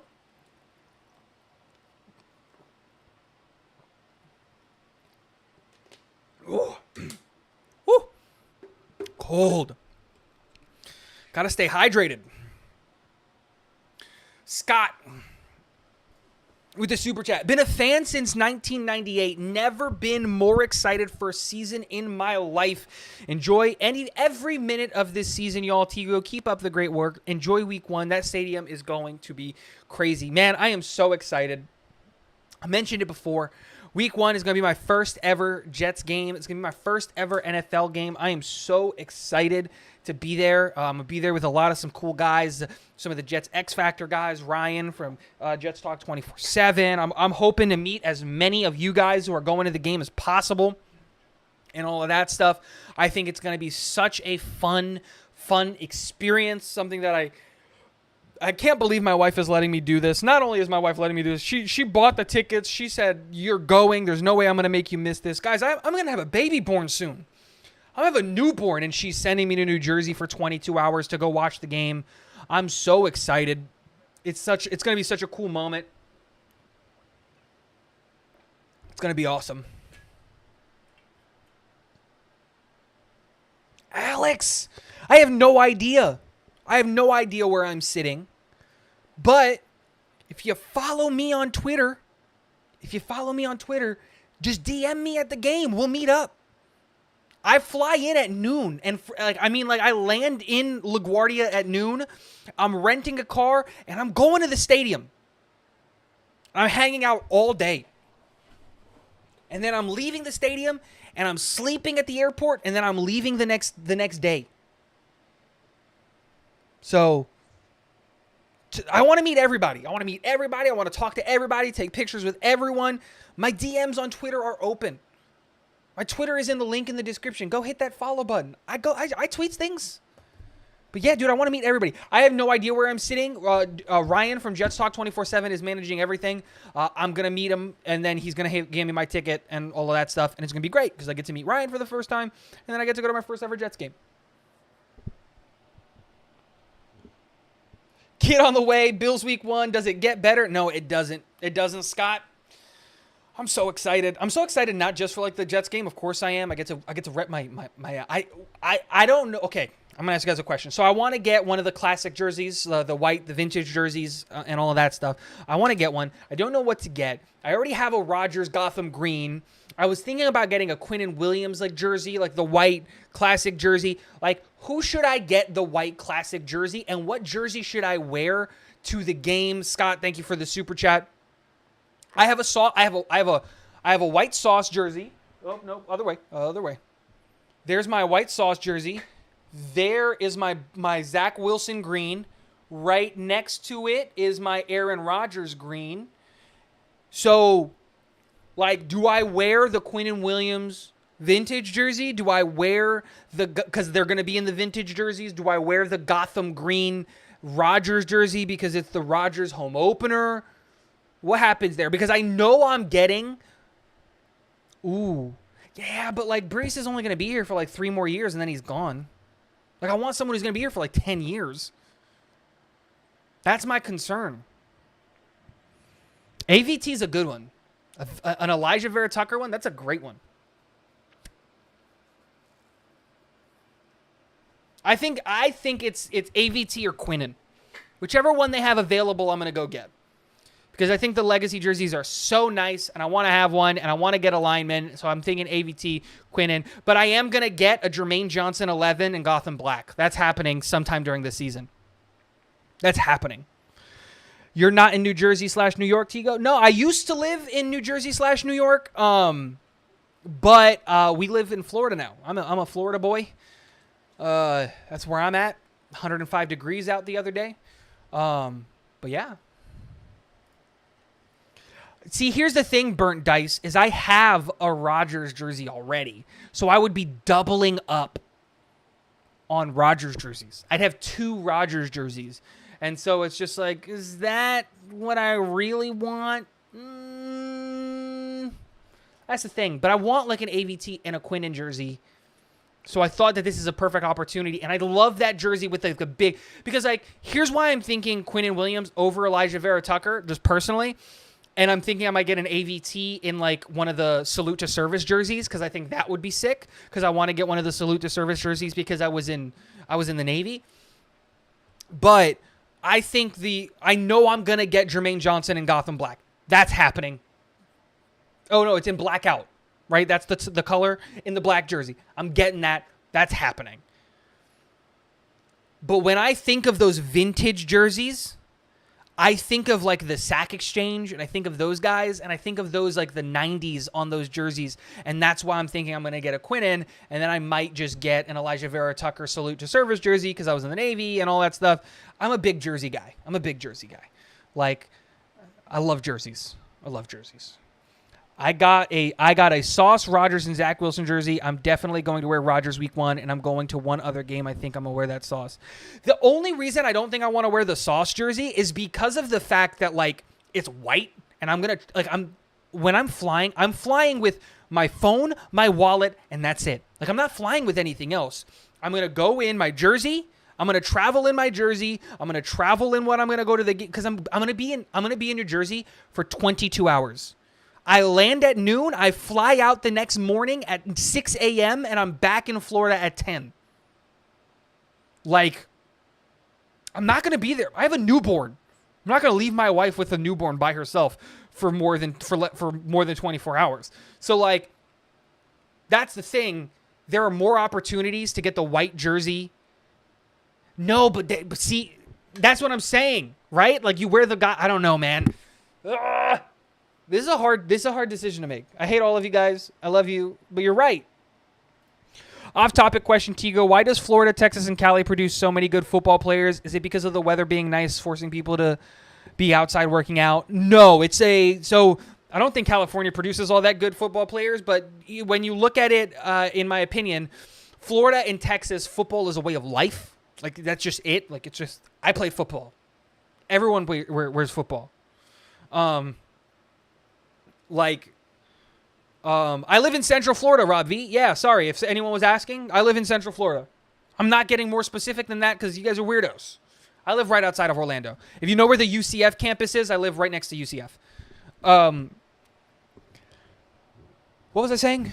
Oh, so down here, like, football is a way of life. You know, it just, everybody plays football. It's that's it. Like, if you're a kid, you play football and then you play other sports. But, like, everybody plays football. And so when you have that, and then you take into consideration we're in the South where football is a religion for a lot of these places, you have so much competition, and we have football leagues year round.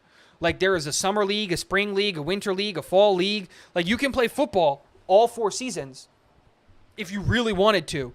And then you take into consideration that a lot of these camps that are happening, like these elite camps, are happening in Texas and in Florida and California. So to help with the travel, people flock there. Like, we all heard the story of Zach Wilson doing like Uber Eats or whatever to pay for his like quarterback like schools and camps while he was in California because that's where he needed to be. So that's that.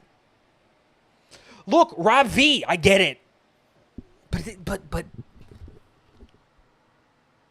oh. Tony Adams. I hate you for asking this question, Buffalo. This is crazy, but I would cut Tony Adams. I think Jeremy Ruckert has a better ceiling, and I believe that he can hit that ceiling. So I would cut Tony Adams. I don't want to. I hate you for having me put that out there, but yeah. Dude, right? He's coming in here trying to get me canceled. Oh.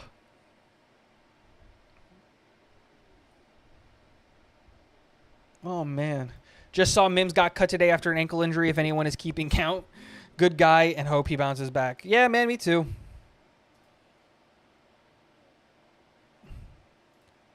My own heart out. Is that an answer?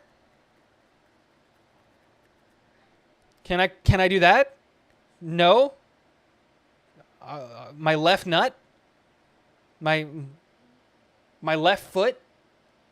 I don't think I need this arm. I'll give you my left arm. That's the answer to that one. I'm not putting that audio out there. I just wanted the audio of Tigo saying that. Oh, man. I'm going to be all over. Frickin' TikTok. Tigo wants to cut Tony Adams. I'm so confused as to why you guys love Jeremy Ruckert as much as you do. Because it's because of the potential. One, because he's a New York boy. He grew up a New York Jets fan. Like, that helps. But because of the potential. The guy has sky high potential. Like, what he did at Ohio. It was Ohio, right? One of the O schools. It was Ohio or Oklahoma.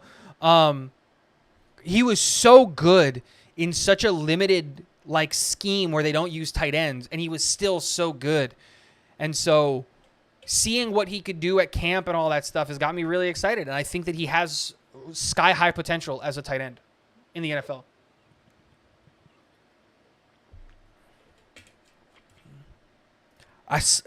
I will call my lawyer. I will see you in court if he does something like this. I'll see you in court. Yeah, he was at Ohio State, yeah. I always get Ohio State and Oklahoma confused. Not for anything other than that they're just both schools with big O's. That's it. Like, they're completely different programs. But, like, when I'm thinking quickly, I don't know. Dude, I'd have to go be a Giants fan, and I don't want to do that. Defamation of character. Yep, that's it. It's a defamation. It's a libel suit. Oh, man. Not okay. Let me ask the chat this question, and then we'll end the stream because I'm curious. Not the offensive line. It's off limits. You can't say anyone on the offensive line because everyone would say someone on the offensive line. What position group or player, if you want to be specific, that is projected to be a starter for the New York Jets are you most concerned about in terms of not living up to their position or that the standard set of them being a starter? I will start so that no one takes my answer. Quincy Williams as the starting linebacker next to CJ Mosley scares me. John, I said no lineman.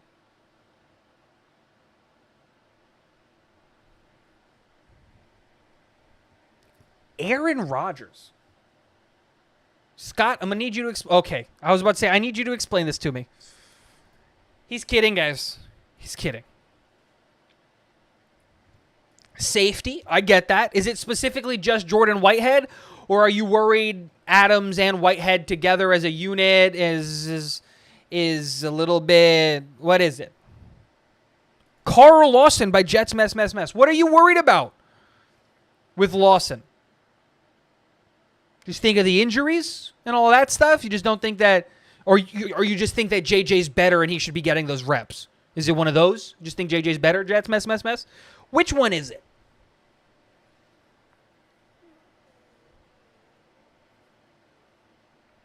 Both. I get it. I understand the concern. I get it.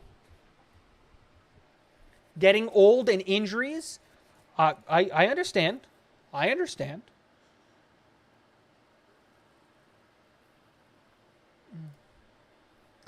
Lazard, I've heard there are way too many drops for him, not even just him, whole group besides Garrett. Yes, but we have a group of wide receivers that have a drop issue.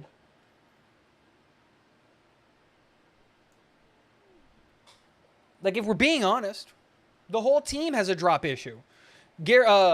Corey Davis has a problem with drops. Alan Lazard drops the ball just about as much as Corey Davis does. McCole Hardman gets hurt.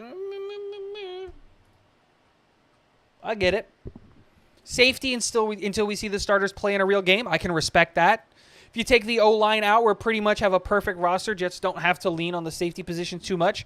I wouldn't say that we have a perfect roster, but I think we're as close to a perfect roster as you can get without being perfect. Like, there's no such thing as a perfect roster. Every team is going to have that one or two player. Like the Philadelphia Eagles last year had Chauncey Gardner-Johnson or whatever his name is, right? Like, that wasn't a good safety as a part of that team, like, overall.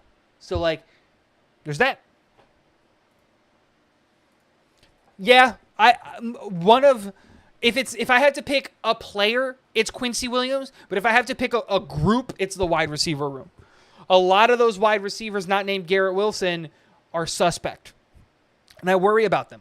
I do. I really do. I worry about them as a whole group because I don't know what you're going to get out of those guys.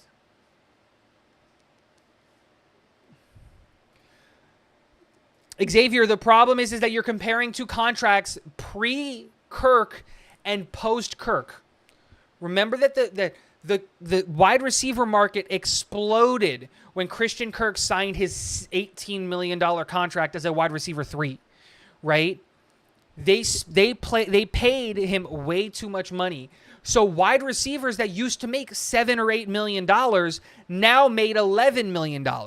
And Corey Davis, who is a very clear wide receiver too, who has some questions to some of the things in his game, that used to cost $11 million. If Corey Davis hits the market, he probably makes $15 million on the market, which is crazy. But that's the wide receiver market right now. Exactly. Considering that no one can have a perfect roster, it feels really, really close. After last year's Broncos game, I just hope we come out of Week 5 in Denver unscathed. That's a good one. Sherwood really scares me. He is an injury waiting to happen, and he is undersized and can't cover from line to line. Interesting. I think the opposite.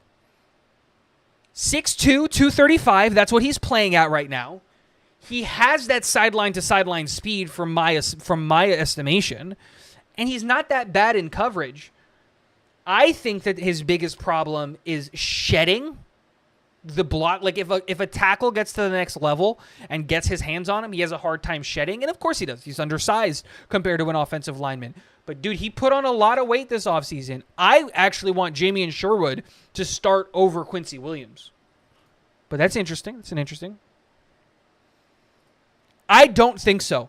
Dude, Quan played 31% of the snaps last year.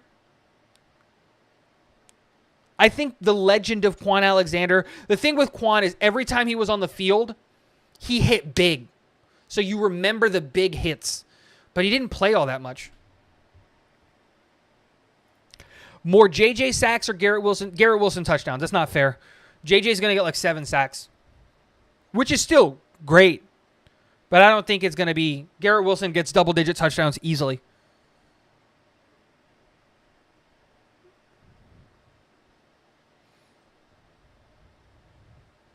Sherwood is still an unknown, though. So we have to wait and see. I have high hopes for him and Tony Adams. You're absolutely right. Like, again, this is projections and all of that stuff. But, yeah. This is a pipe dream. Dude, Zach's going to be the backup. We don't have the money to be paying Aaron Rodgers, Zach Wilson, and then another quarterback. Zach Wilson's the backup, and he's shown more than ever that he can game manage. We saw it last year. He can game manage a game, and Nathaniel Hackett is a much better offensive coordinator than Mike LaFleur is. I am not worried at all. Like, again, if you say Aaron Rodgers is going to miss like 10 games, the season's over with anyway. The season's cooked. But if you're telling me, hey, Zach Wilson has to come in for like 2 quarters, that's not that bad. That's not that bad.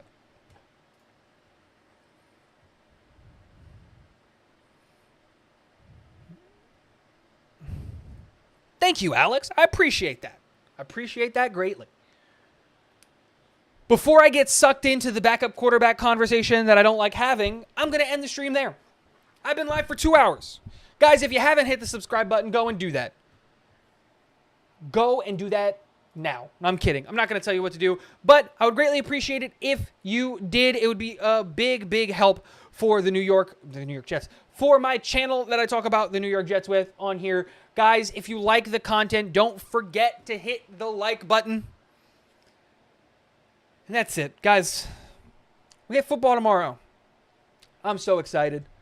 Let me know in the comments, if you're watching this after the fact, who you're excited to see in tomorrow's game. Guys, remember, if you're watching some of my videos later on, leave a comment. Leave a sacrifice to the algorithm gods. I respond to every comment said to me. I see every comment. I read every comment. I try to respond to every comment. Actually, I do respond to every comment. Let's just be honest. You get a heart if you send a message. If you send some whack stuff, I'll respond to it. If you ask me a question, I will go out and I will do the research and I will find out the thing that you said. If you agree with me, tell me and I'll appreciate you. If you don't agree with me, tell me and I'll tell you why you're crazy. That's a joke. But yeah, guys, thank you so much for hanging out with me this Friday. We're going to be live again next Friday at 9:30. Every Friday at 9:30 here on the Talking Jets with Tigo channel. I'm going to start bringing on some more guests because I was talking for 2 hours, and that's really hard to do. So let me know who you want to see on the Talking Jets with Tigo channel, and I'll see if I can get them to hang out with me on a Friday, which is very, very, very, very difficult. Rob V reminding everybody to hit the like button on the way out, and thank you so much for hanging out with me tonight. Last but not least, go